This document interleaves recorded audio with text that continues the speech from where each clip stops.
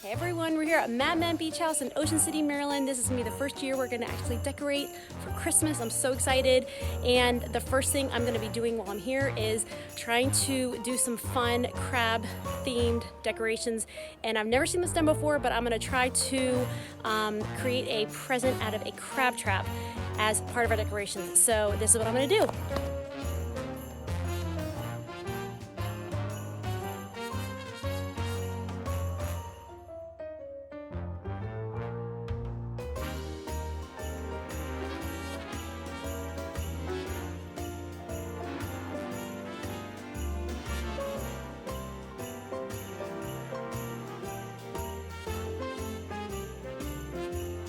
All right, now that I spray painted the crab gold and the crab trap silver, I'm gonna stick this crab inside and wrap it up as a fun Madman Beach House decor present, crab present.